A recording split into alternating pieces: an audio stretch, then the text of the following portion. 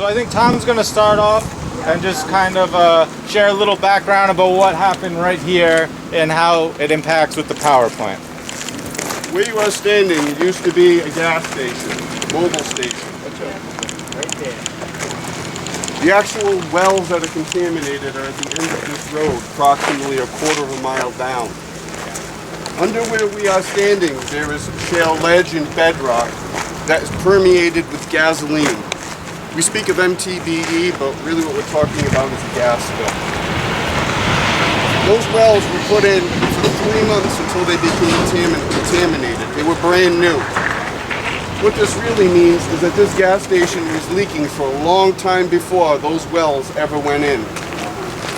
We've already been failed at that point by the state and its own regulatory agencies to protect us, to make sure that gas stations do what's proper, to make sure that they're not leaking gasoline into our water supply. MTBE is a component within gasoline. It is very soluble in water.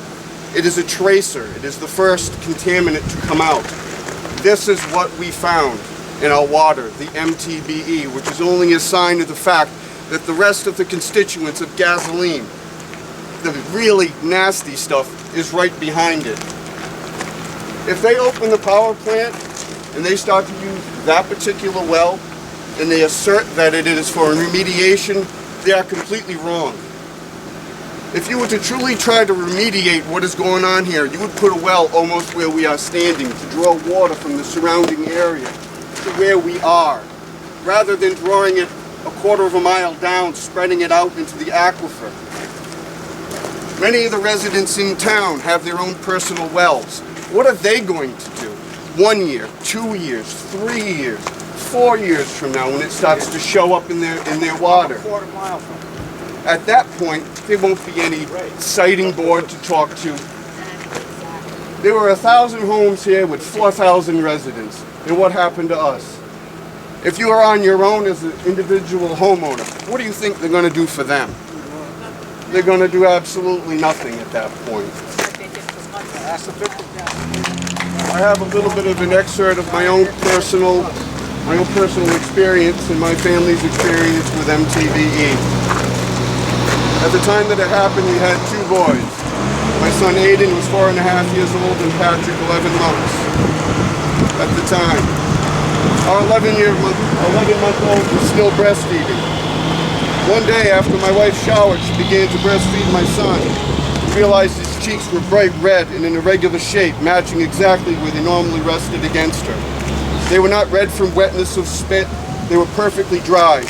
It was from the residue of the MTBE when she would shower. It was at this point we stopped using the water as completely as we could. Friends commented they could smell the sweetness when they came into our home as they used the bathroom. I began putting saran wrap over the toilets. We have an old steam radiator system in my house, the kind that hisses out steam when the heat comes on. I jerry-rigged the system to backfill the boiler through its drain spigot with bottled water to minimize the release of contaminated steam. We bathed and did laundry at our relatives' homes.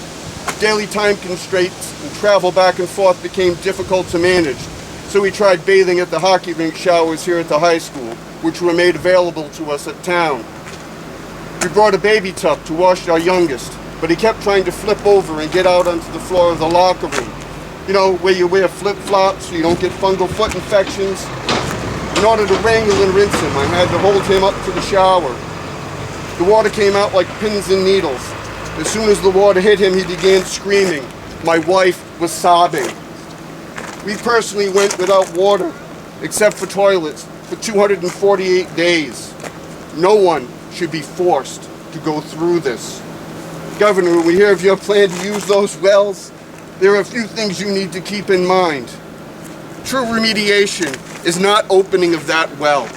It is dealing with it here, possibly opening a well here, using state resources to truly remediate the situation instead of trying to jerry-rig some idea on a whim for a power plant that doesn't even actual factual plan. Then blow it out the condensing towers. It's going to precipitate on the top.